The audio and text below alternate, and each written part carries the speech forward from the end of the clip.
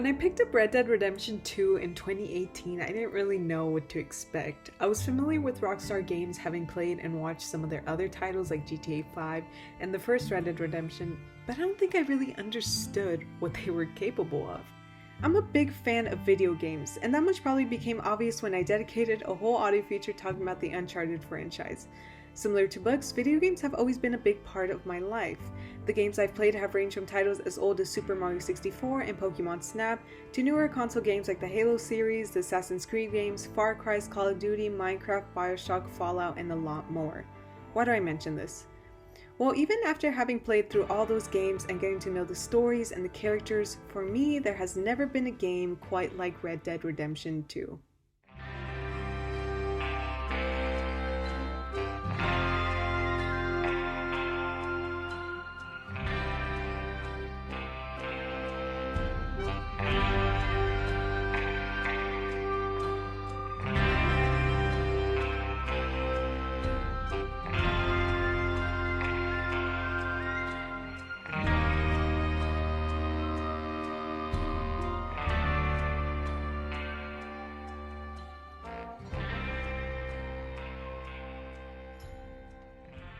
Let me rewind a bit to discuss what RDR1 and RDR2 are about, and before that I want to give a little spoiler warning for both Red Dead Redemption and Red Dead Redemption 2. There will be points in the video that discuss major plot points and features from the game.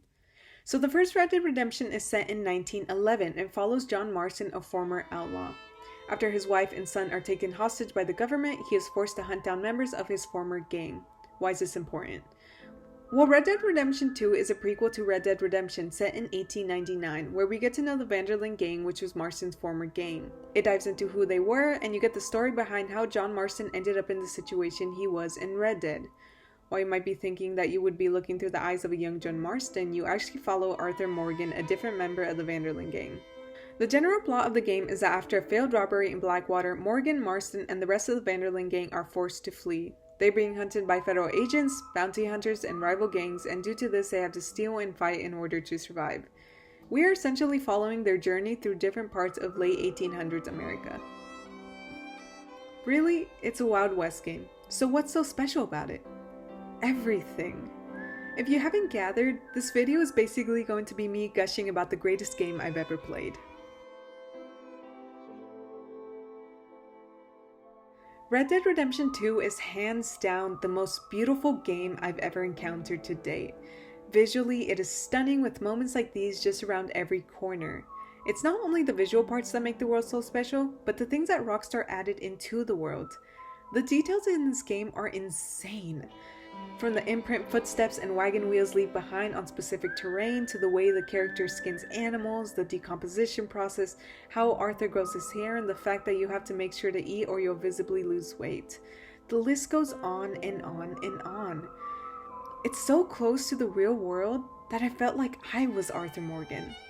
One of the most insane details was that the NPCs or non-player characters have their own routines. What? I mean, take a look at this. If you follow around any random NPC, you can watch what they do from the moment they wake up to the moment that they fall asleep. Does this sound creepy? Yes, 100%.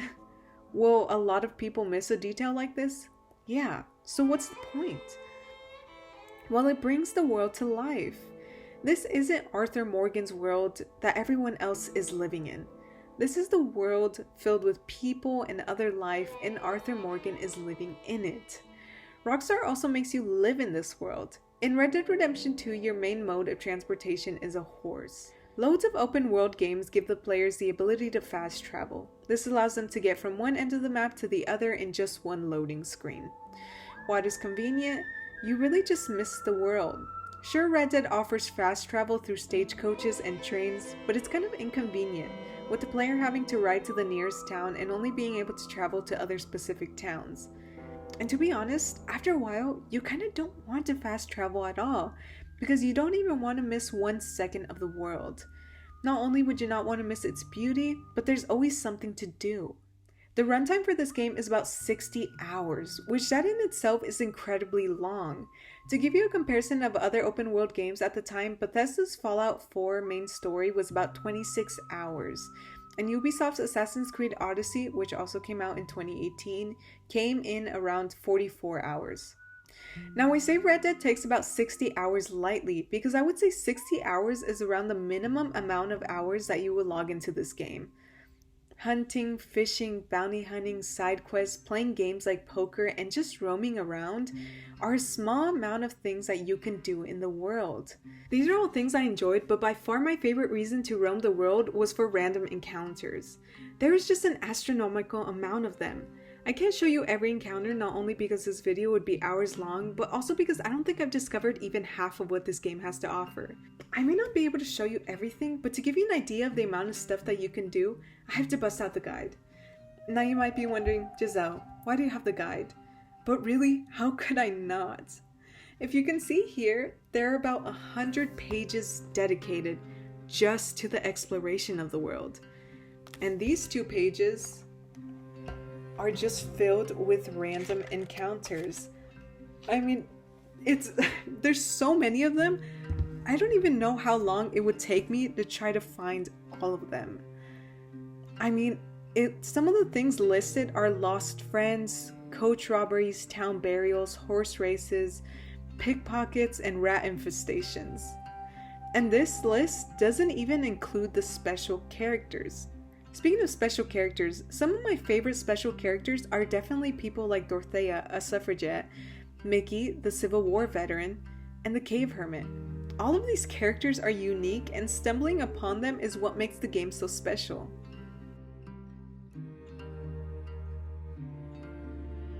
The characters. I could go on about how Rockstar masterfully develops these characters and made me care about each and every one of them. But one character that I really want to talk about is Arthur Morgan. By far, Arthur Morgan is probably one of the best video game protagonists ever created. He has to be up there with Nathan Drake, Kratos, Captain Price, Master Chief, Link, and Lara Croft. Up until now, I haven't really explained who Arthur Morgan is. Arthur Morgan is basically Dutch van der Linde's right-hand man. He was raised by Dutch and Hosea, another gang member, after his mother passed. Spoiler warning. Arthur gets sick with tuberculosis very early on in the game. After realizing that his time is ticking and the fact that his gang and way of life is falling apart due to the taming of the West in 1899, he chooses the moral path and tries to do everything in his power to give his friends a better chance at life and to kind of make up for every wrong he's done. You can change whether Arthur Morgan is presented as a good or bad person with gaining or losing honor. But at the end of the day, we still see a man struggling between right and wrong and trying to do good in his time he has left. He is such a well-developed character, and after spending so much time with him, you start to feel like you're a part of him and he's a part of you. Major spoiler warning. If you don't want to know, you can skip to this moment in the video. When Arthur dies at the end of the game, you feel it. If you had high honor, this is the last scene you are met with. Grief. That's what I felt. To some of you that might sound ridiculous because this person wasn't real, but I felt like he was. Let me take you to 2 scenes that might make you understand how Rockstar makes you feel like these characters are alive. To give you some context for this first clip, this is Colm O'Driscoll, the leader of the van der Linde gang's rival gang. After O'Driscoll is caught and sentenced to hang, Arthur, Dutch, and Sadie go to the location and take down the O'Driscoll's men to ensure that they won't help him escape his sentencing. O'Driscoll doesn't know, and he's confident that he'll leave this alive. That's until he sees his men being restrained. Then, this is his reaction. By the neck until you are dead. This is not a task we take lightly. It is not a task we enjoy. But it is a task we must carry out if our civilization is to prosper. Gentlemen, are we ready? Colm O'Driscoll. May God, in his infinite wisdom, have mercy upon your soul. I'm gonna stop it there before it gets way violent. I didn't even like the guy, but I was panicking with him. His reaction was so human that I got scared and just stared slack-jawed at the screen when I first saw it.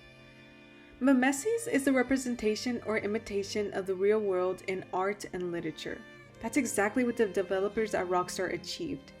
Here's another scene that did the same thing. Towards the end of the game, spoiler, when Arthur is at the end of his life, he talks with Sister Calderon, a Catholic nun who he helps earlier in the game. He talks about how he doesn't want to die a bad man, and this is the face he makes. I guess,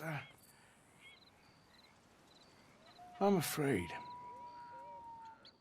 If I didn't already feel so connected to Arthur Morgan, this scene would have made me feel it. There are countless other moments like this where Rockstar makes me feel for the characters and sympathize with them.